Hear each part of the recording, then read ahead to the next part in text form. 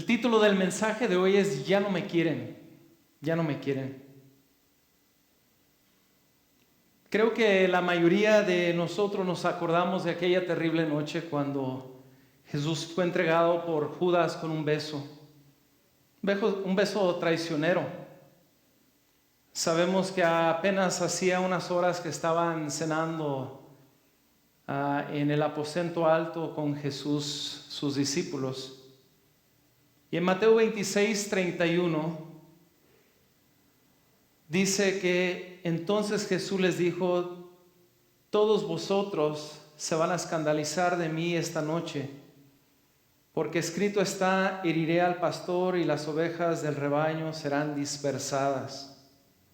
Pero después que haya resucitado, iré delante de vosotros a Galilea. Respondiendo Pedro le dijo: aunque todos se escandalicen de ti, yo nunca me voy a escandalizar. Jesús le dijo: de cierto te digo que esta noche, antes que el gallo cante, me negarás 3 veces. Pedro le dijo: aunque me sea necesario morir, contigo no te negaré.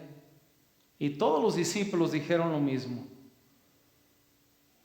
En Mateo 26:69 tenemos el resultado de esta escena.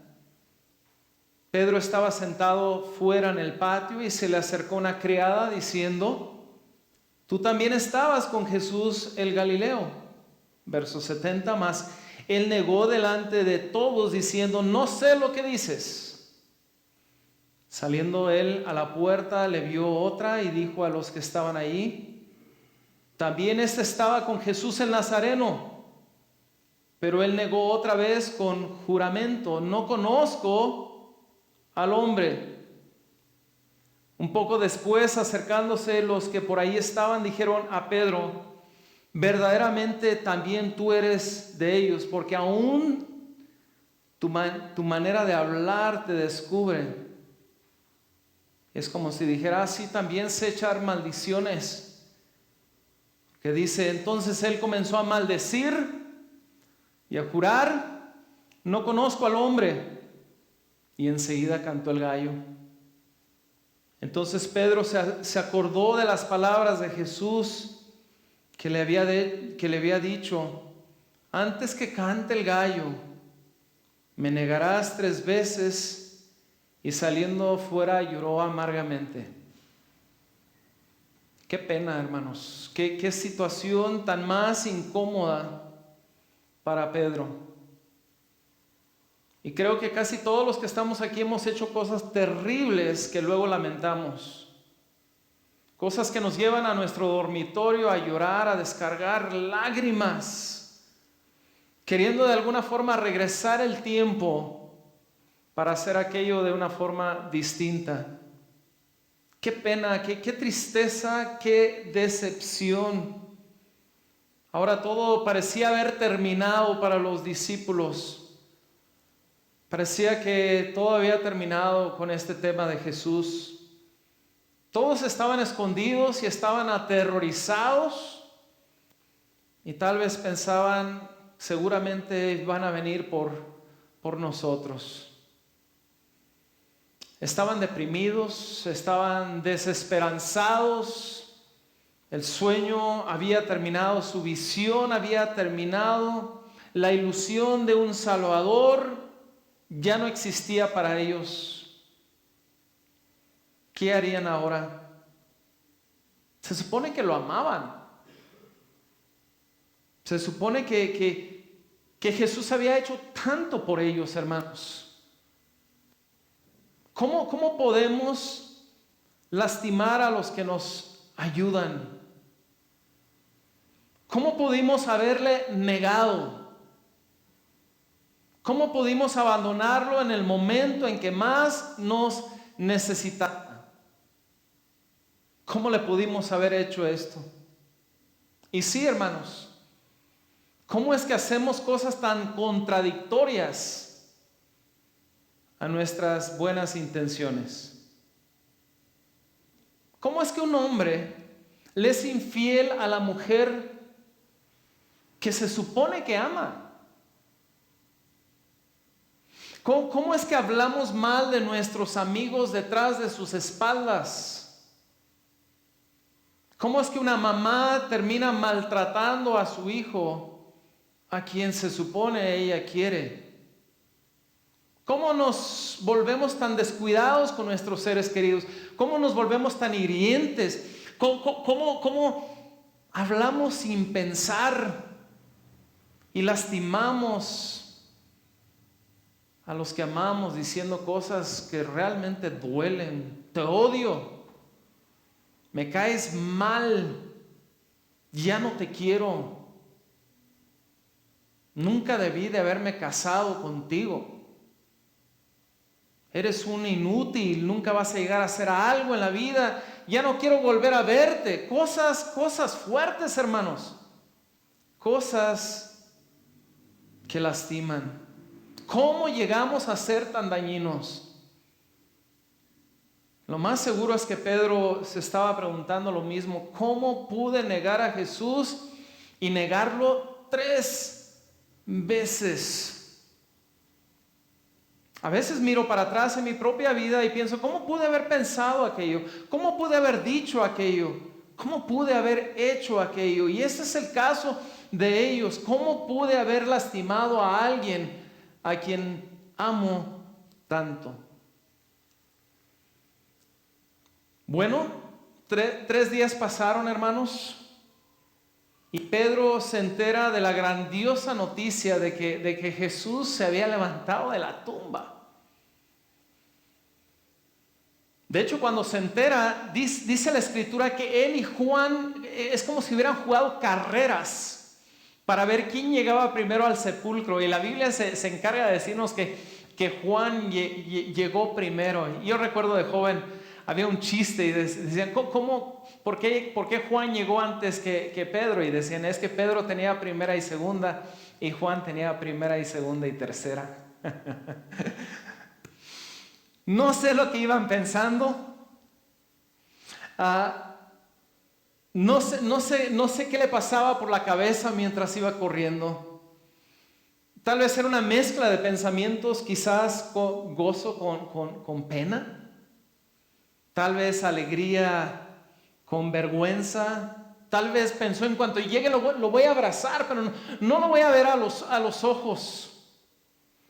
O tal vez iba pensando en cómo disculparse o cómo excusarse ahí, aunque Jesús lo sabe todo, no hay cosa que pueda esconderle. Las intenciones están desnudas delante de Él. No sé si te ha pasado, hermano, pero hay veces que tenemos que tener una conversación con alguien y no queremos que llegue ese día. Yo creo que Pedro no quería que llegara ese día. Sé que tendrá que llegar el día que tengamos esta charla de cómo lo negué y por qué lo negué, pero realmente no quiero que llegue ese día. En Estados Unidos le llamamos el elefante en el cuarto. Es un tema que sabemos que está ahí, pero que nadie quiere tratarlo porque da pena. Es como el tío que tiene un problema con el alcoholismo, pero nadie quiere hablar sobre el asunto. Bueno, hermanos, Pedro sabía que llegaría el día y hoy, hermanos, es el día que va a tener que tratar el asunto con Jesús. Y están en Galilea, Jesús está resucitado, ellos tuvieron una pesca milagrosa y Jesús está preparando un desayuno y ellos están desayunando y ahí está el tema a tratar, no lo tocan, pero de repente en Juan 21, versículo 15... Jesús voltea a ver a Pedro, no sé si con la misma mirada, con lo que lo vio el día o la noche que Pedro lo negó, pero le dice, Simón, Juan 21:15, dice, Simón, hijo de Jonás, ¿me amas más que a estos? Le respondió, sí, Señor, tú sabes que te amo. Él le dijo, apacienta mis corderos. Volvió a decirle la segunda vez, Simón, hijo de Jonás, ¿me amas? Pedro le respondió, sí, Señor, tú sabes que te amo. Le dijo, pastorea mis ovejas. Le dijo la tercera vez, Simón, hijo de Jonás, ¿me amas? Pedro se entristeció de que le dijese la tercera vez, ¿me amas? Y le respondió, Señor, tú lo sabes todo, tú sabes que te amo. Jesús le dijo, apacienta mis ovejas. Jesús le hace 3 preguntas. ¿Me amas? ¿Me amas? ¿Me amas?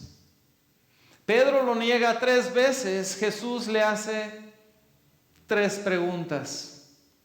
Pedro 3 negaciones. Jesús 3 preguntas. 3 negaciones, 3 preguntas. 3 veces dijo no conocerle. 3 veces le pregunta a Jesús si lo ama. 3 fallas, hermanos. 3 oportunidades para el perdón. 3 pecados. 3 perdones o oportunidades para pedir perdón y para ser restaurado. Pedro dice que sí. Sí te amo. La primera vez. Y Jesús lo comisiona. Jesús le dice, apacienta mis corderos. Pedro dice que sí la segunda vez. Y Jesús lo comisiona y le dice, apacienta o pastorea mis ovejas. Pedro dice que sí la tercera vez. Y Jesús lo vuelve a comisionar y le dice, apacienta mis ovejas. Hermanos, creo que a todos nos cae bien Pedro. A mí me cae bien Pedro. Pedro es como nosotros. Pedro es como yo. ¿Me entienden? Nos identificamos con él. Hace cosas atrabancadas. Hace cosas constantemente. Está haciendo el ridículo. Está diciendo cosas que no debe de decir y haciendo cosas que no debe de hacer. Siempre lo vemos demasiado seguro, demasiado resuelto, demasiado rápido en decir lo que no debería decir. Es el que dice que no va a hacer una cosa y termina haciéndolo. Es nosotros. ¿A poco no tenemos algo de Pedro nosotros? Es el que dice que no va a hacer una cosa y la termina haciendo. El que piensa que nada lo puede hacer caer y sin embargo muy seguido está en el suelo. Es uno de nosotros. Es el clásico personaje que es amado por Dios y que sin saberlo no ha podido amar a la altura como Dios lo ama. Pedro es la personificación misma del problema. Pedro es la representación de todos aquellos que tratan de amar a Dios y de hacer las cosas para Dios con sus propias fuerzas en lugar de apoyarse en la ayuda del Espíritu y en su palabra. Pedro en esta historia es el que dice amar a Dios pero no puede sostenerlo. El que dice que no lo va a negar pero no puede evitar negarlo.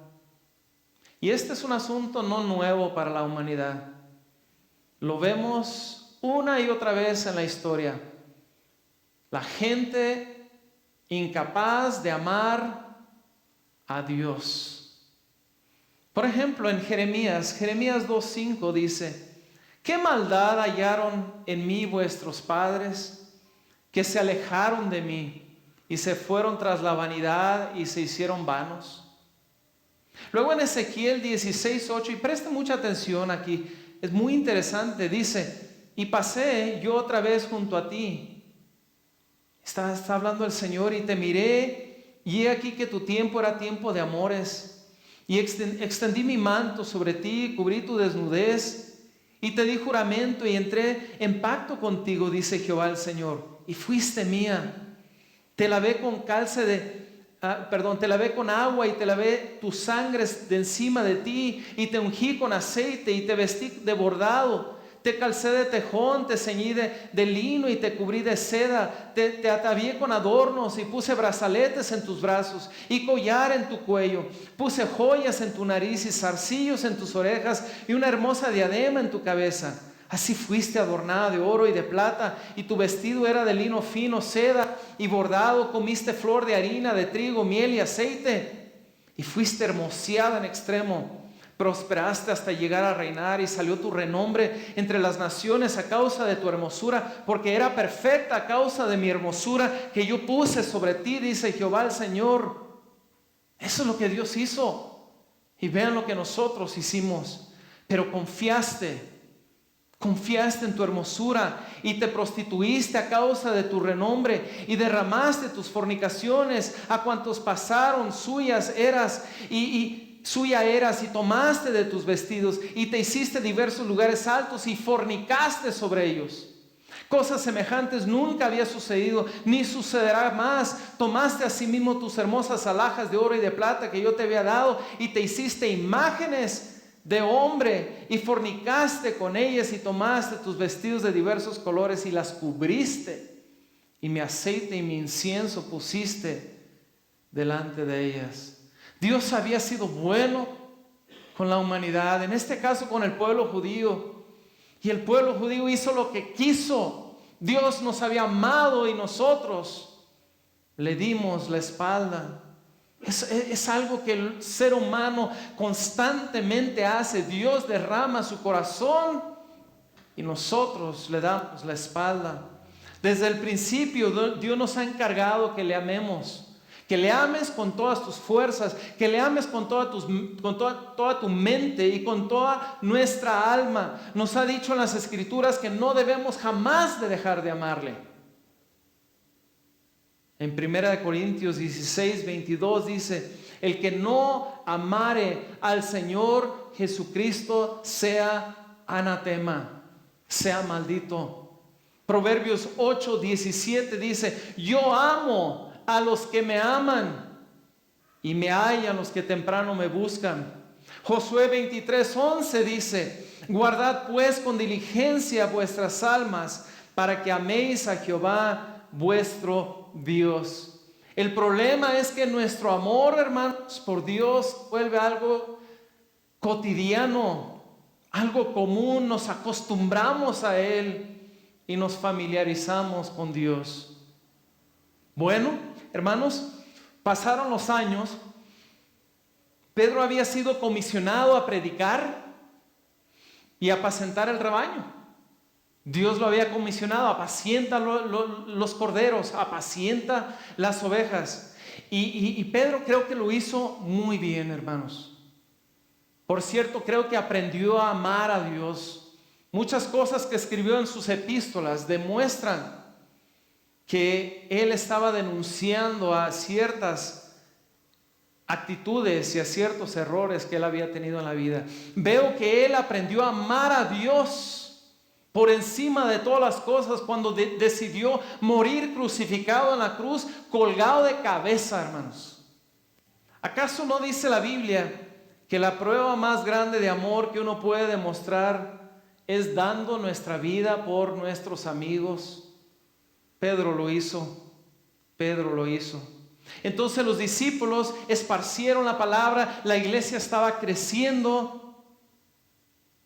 Estaban enseñando doctrina, estaban enseñando la palabra, estaban enseñando este tema del amor por todas partes. Y uno podría pensar que este asunto de ya no amar a Dios con todas nuestras fuerzas, que ya había quedado resuelto, pero no. ¿Saben qué, hermanos? El cartero acaba de llegar a la ciudad de Éfeso y le acaba de entregar una carta al pastor. Yo pienso que ya debió de haber quedado resuelto esto. Pero el cartero llega y le trae una carta, hermanos. Le trae una carta y la carta dice: a la iglesia de Éfeso, en casa de Aquila y Priscila, en Éfeso, Asia Menor. Y el remitente es el apóstol Juan, en la isla de Patmos, en las islas griegas. Y quiero abrir la carta. Qué emocionantes. ¿Les gustan las cartas, hermanos? A mí me encantan, siempre y cuando no sean deudas, cobros. Pero cuando me encanta abrirlas, ¿no? Y poder leer. Y dice así: querida iglesia de Éfeso, yo conozco tus obras y tu arduo trabajo y paciencia, y que no puedes soportar a los malos, y has probado a los que se dicen ser apóstoles y no lo son, y los has hallado mentirosos, y has sufrido y has tenido paciencia, y has trabajado arduamente por amor de mi nombre y no has desmayado.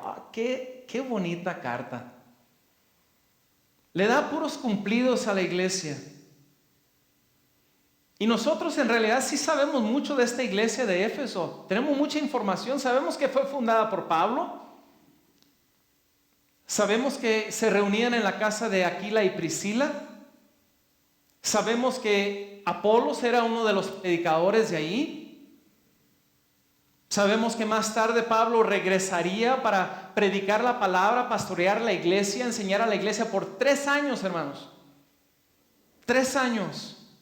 Le enseñó a la congregación, le enseñó doctrina verdadera, le enseñó el poder sobre las huestes espirituales contra los demonios que estaban actuando junto con la adoración a la diosa Diana.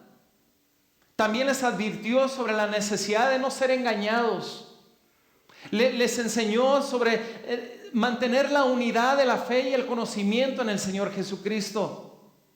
Era una iglesia trabajadora, era una iglesia que sembraba la semilla y que tenía paciencia para esperar la cosecha. Era una iglesia intolerante al pecado, intolerante a la maldad e intolerante a la inmoralidad. Sabían identificar a los falsos maestros, sabían identificar a los que se decían ser apóstoles y no lo eran, porque no es lo mismo, hermanos, decir ser apóstol y ser apóstol. Ellos sabían identificarlos. ¿Cómo? Porque sabían la palabra, conocían la palabra, habían sido enseñados por Pablo a identificar a los que eran falsos, a identificar las marcas falsas de estos que se profesaban o que profesaban ser apóstoles. La misma verdad exponía la mentira, la luz manifestaba el error. Esta iglesia trabajaba arduamente, estaban dispuestos a sufrir y vaya que tenían la presión del paganismo que les rodeaba. Pero ellos permanecían firmes, sin vacilar ante la idolatría, ante la inmoralidad sexual. Predicaban y denunciaban el pecado, denunciaban la prostitución que había en los templos paganos. Ellos eran una buena iglesia, hermanos. Denunciaban inmoralidad sexual, denunciaban comercio generado por la diosa Diana, trabajaban por el nombre de Jesús, no flaqueaban, no se daban por vencidos, no desistían, no se deprimían, se congregaban cada domingo, adoraban. No, hombre, la iglesia los reconoce como una buena, la carta los reconoce como una buena iglesia. Si hubieran estado hoy, pudiéramos decir que cantaban en el coro, cantaban en el grupo de alabanza, tal vez iban al seminario, tal vez enseñaban doctrina, tal vez ayudaban a los pobres, escribían folletos, repartían folletos, estaban en las redes cristianas. No, eran de lo mejor. Entonces el pastor vuelve a abrir la carta, hermanos, porque va a media carta. Y toma la carta y llega a la parte donde dice: pero tengo una cosa contra ti, que has dejado tu primer amor. No sé si al pastor se le fue la sangre hasta los pies. Decimos en mi casa, se nos cayeron los cachetes. ¿Tienes una cosa contra nosotros, Señor? Has dejado tu primer amor, me dejaste de querer. El mismo problema, hermanos. El mismo problema otra vez. El mismo problema de los judíos en Jeremías, el mismo problema de los judíos en Ezequiel, el mismo problema de Pedro. Ahora vemos el mismo problema en la iglesia de Éfeso. Digo, hermanos, una cosa es cuando la gente te critica o cuando la gente critica a la iglesia, pero otra cosa es cuando Dios, porque esta carta fue de parte de Jesús, Le dijo a Juan, Juan, escríbele la carta a la iglesia de Éfeso. Y una cosa es cuando la gente habla mal de tu iglesia, pero cuando Dios habla mal de tu iglesia, ese sí es un problema. Digo, a los criticones los hemos aprendido a ignorar, ¿sí o no? Pero ¿cómo podemos ignorar a Dios que está acusando a la iglesia de no amarlo? Eso es para ponerse a temblar. Dios está preguntando lo mismo otra vez. ¿Me amas? ¿Me amas? ¿Me amas? Mismo problema de siempre. Un pueblo, una iglesia, una persona que se acostumbra a Dios, que se olvida de Dios, que confunde las cosas de Dios con Dios mismo. Esta iglesia hacía todo bien. Todo lo hacía bien. Pero se había acostumbrado a hacerlo por rutina. Todo bien, pero por rutina. Era como, hermanas, escuchen esto. Era como tener un esposo que hace todo de maravilla en la casa. Protege a la esposa, provee de todo lo necesario de la casa, alimenta a los tuyos, corta el jardín, lava los coches. Hasta lleva a la familia de vacaciones. Pero le dice a la esposa, ya no te quiero. Lo hago por costumbre, pero ya no te quiero. ¿Quién quiere tener un esposo así? Yo creo que todas las hermanas van a decir amén. Quiero que haga todo lo que dijo usted que hacía. Pero también quiero que me quiera. También quiero que esté conmigo por amor. Déjame ser claro, a Dios sí le interesaba que hicieran todas esas cosas. Todas aquellas virtudes Dios las elogió. Empezó la carta diciendo, ustedes tienen todo esto bueno. El problema es que ya no me quieren. Ya no me quieren como antes. ¿Qué desea Él entonces? Él desea que le amemos y sirvamos por amor. Que le amemos y luego le sirvamos. Que le amemos primero y luego que le sirvamos. Jesús dice, noten, recuerden hermano, Jesús dice, Pedro, ¿me amas? Pedro dice, sí Señor, tú sabes que te amo. Entonces Jesús le dice, bueno, ve y apacienta mis ovejas. Dime que me amas primero y luego te comisiono, luego te envío a trabajar. Amor primero, servicio segundo. Amor primero, segundo servicio. Marta es el amor primero a los pies de Jesús. María es el amor. Marta es el servicio. Amor es oro, plata y piedras preciosas. Servicio es madera, heno y hojarasca. Dios quiere amor primero, hermanos. Dios quiere algo de calidad. Dios es el que con su mirada discierne las intenciones de nuestro corazón. Dios es el que con sus ojos de fuego destruye las obras que son de madera, heno y hojarasca. Notemos, es el mismo problema de siempre. Y pensé yo, hermanos, mientras preparaba este sermón, si el mismo problema fue con los del Antiguo Testamento, y luego fue con Pedro, y luego fue con Éfeso, pensé, ¿pudiéramos nosotros ser culpables de lo mismo? ¿Pudiera nuestra iglesia ser culpable de no amar a Dios? Entonces decidí pedirle prestada la carta a Éfeso y hacer la misma pregunta. Y entonces la pregunta ahora se torna para nosotros. ¿Aman ustedes a Jesús?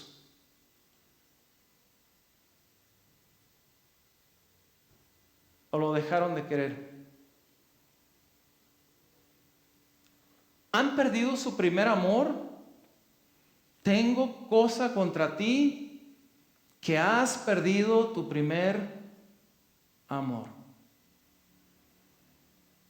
¿Has perdido tú tu primer amor por Dios?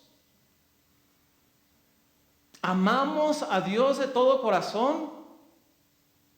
En Mateo 15:8 dice: este pueblo de labios me honra, mas su corazón está lejos de mí.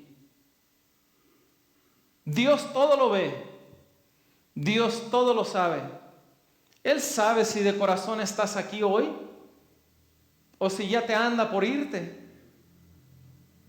Él lo sabe. Él sabe si por amor le alabas. Él sabe si eres transparente y auténtico.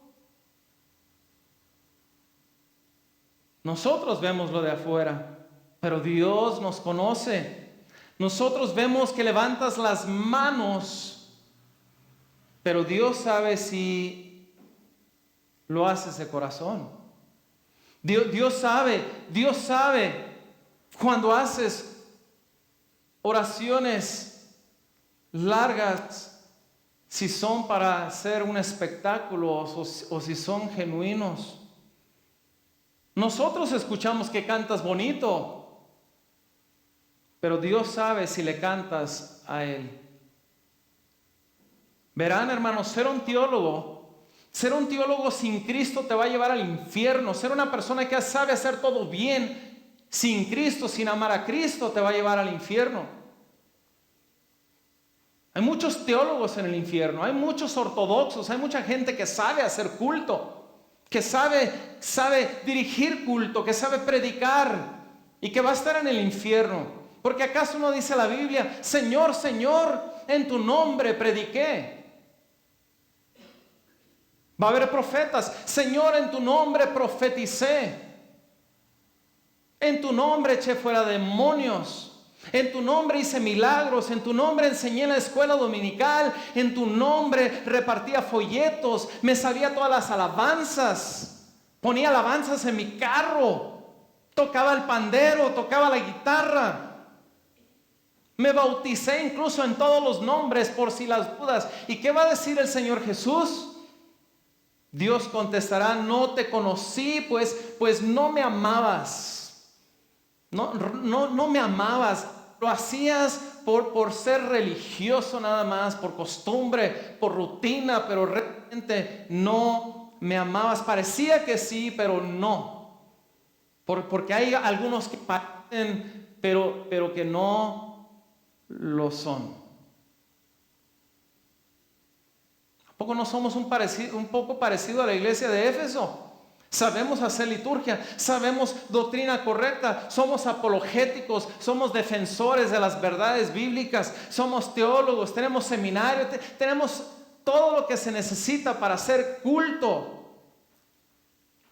Aprendemos a venir cada semana a la iglesia incluso. Pero me da miedo, hermanos, que nuestra iglesia se haya desenamorado del Señor Jesús. Tal vez algunos venimos a la iglesia porque nos traen a fuerzas. O tal vez algunos venimos a la iglesia porque ya estamos acostumbrados a hacerlo cada primer día de la semana. O tal vez algunos venimos a la iglesia porque aquí es donde viene nuestra novia. O tal vez venimos a la iglesia porque aquí es donde nos dan. Aquí es donde nos apoyan. O tal vez porque somos el músico. Dios lo sabe. Dios sabe por qué estamos aquí. Si es para presumir el talento que nos ha dado, el don que nos ha dado, o si es porque amamos verdaderamente a Dios. Te pregunto, hermano y hermana, ¿amas verdaderamente a Dios? ¿Amas verdaderamente a Dios? Entonces reabrimos la carta hoy y nos preguntamos si vinimos hoy porque amamos de corazón a Jesús. Le cantamos hoy porque Jesús es lo más grandioso en nuestras vidas. Le amamos de tal forma que estamos dispuestos a guardar sus mandamientos. Necesitamos, no es suficiente decir, tú lo sabes, Señor, que te amo. No, vamos a encararnos hoy y preguntarnos cara a cara, ¿amo a Dios más de lo que lo amé hace un año? ¿Amo a Dios más que a mi esposa? ¿Amo a Dios más que a la vida? ¿Amo a Dios más que a mi esposo? ¿Amo a Dios más que a mis padres? ¿Amo a Dios más que a mi hijo? ¿Lo amo más que el trabajo? Si algunos amáramos a Dios como amamos al celular, otra cosa sería. Si tomáramos si fuéramos a la oración con la misma frecuencia con lo que tomamos el celular en nuestras manos, otra cosa sería de nuestra vida espiritual. Si leyéramos la Biblia como texteamos, nuestro amor por Cristo sería grande. Le amo más que a este mismo ministerio. ¿Está creciendo mi amor por Cristo o está menguando, está disminuyendo? Entonces el pastor tomó la carta y la terminó leyendo y dice: recuerda por tanto de dónde has caído y arrepiéntate y haz las primeras obras, pues si no vendré pronto a ti y quitaré tu candelero de su lugar si no te hubieres arrepentido. Pero tienes esto, y todavía les da un elogio, dice que aborreces las obras de los nicolaítas, las cuales yo también aborrezco. El que tiene oído, oiga lo que el Espíritu dice a las iglesias. Al que venciere, le daré de comer del árbol de la vida, el cual está en medio del paraíso de Dios. Y termina la carta. Apocalipsis 2:5 engloba lo que Jesús le dice a la iglesia. Dice: recuerda por tanto de dónde has caído y arrepiéntete y haz las primeras obras. Noten, recuerda, la palabra recuerda. Arrepiéntete. 2, haz las primeras obras. Recuerda, arrepiéntete, haz las primeras obras. Recuerda, arrepiéntete, haz las primeras obras. Recuerda, arrepiéntete, haz las primeras obras. Recuerda, arrepiéntate y haz las primeras cosas. Recuerda qué es lo que Jesús hizo por ti. ¿Qué hizo Jesús por ti? Recuerda que Él te amó tanto cuando tú ni lo amabas. Recuerda que dio su vida en la cruz para que tú tuvieras vida eterna. Recuerda que tomó sobre sí todos tus pecados, los pecados pasados, presentes y futuros. Recuerda la voz de su Espíritu cuando te llamaba a tu corazón y pedía entrar en tu vida. Recuerda su insistencia al tocar tu corazón. Recuerda que tú y yo no merecíamos esta vida eterna. Recuerda lo que eras y lo que éramos nosotros. No merecíamos el perdón divino. Recuerda que Él se fijó en ti. Recuerda cuando entró a tu vida. Recuerda el gozo y la paz y el perdón y la reconciliación. Necesitamos recordar, hermanos, necesitamos recordar sus promesas, sus cuidados, su provisión, sus milagros, sus bondades, su compasión, su misericordia, su consolación y su sostén. Recuerda que desde el primer día que viniste a Él, Él no se ha apartado de ti. Recuerda tu emoción que tenías cuando recién te entregaste. Recuerda tu hambre espiritual. Recuerda tu consagración. Recuerda tus momentos de devoción que una vez añorabas tanto. Haz memoria cómo es que permitiste que tu relación con lo santo y lo celestial se volviera tan tedioso. Haz memoria. ¿Cómo es que permitiste que la oración se volviera un trabajo en tu vida? ¿Cómo leer la Biblia se volviera algo tan trabajoso, tan difícil de hacer? ¿Cómo permitiste que esto de venir a la iglesia se volviera una rutina, una costumbre solamente?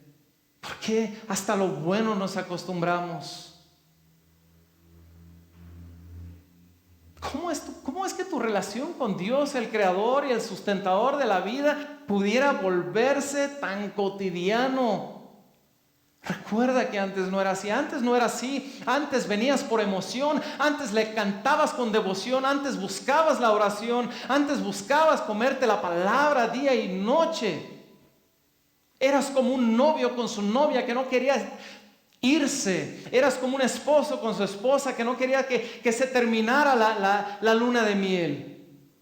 Era como una película en donde estábamos picados, hermanos, y no queríamos despegar la vista del televisor. Recuerda. Y luego dice: arrepiéntate, arrepiéntate. Necesitamos arrepentirnos, hermanos.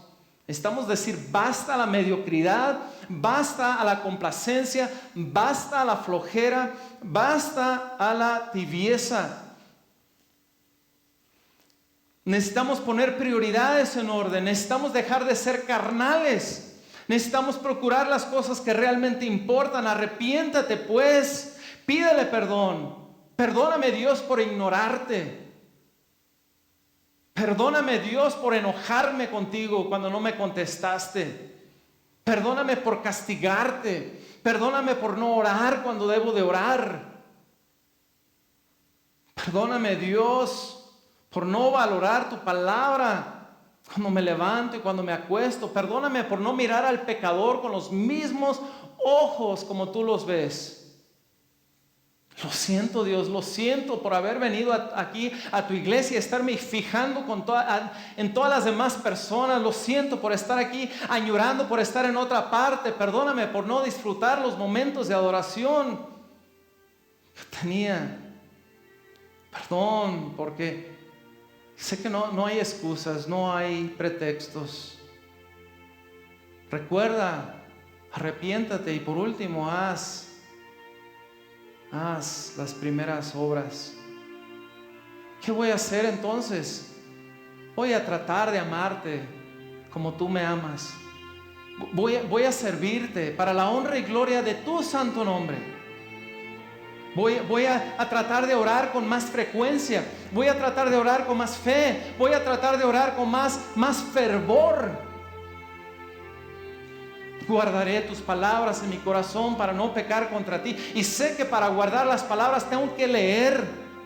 Y para leer tengo que organizar mis horarios. Porque entiendo que la desorganización es lo mismo que el caos.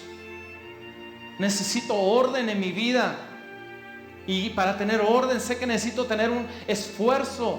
Así que me voy a esforzar, Dios. Me voy a esforzar porque yo sé que si estoy en tu palabra, porque si me meto en tu palabra, sé que te voy a conocer más. Y sé que si te conozco más, te voy a amar más. Yo sí quiero vencer. Yo sí quiero comer del árbol de la vida.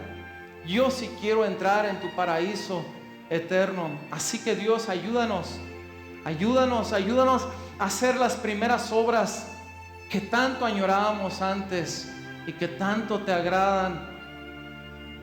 Y ayúdanos a decir como iglesia: ahora sí, Señor, tú sabes que te amamos. Oremos.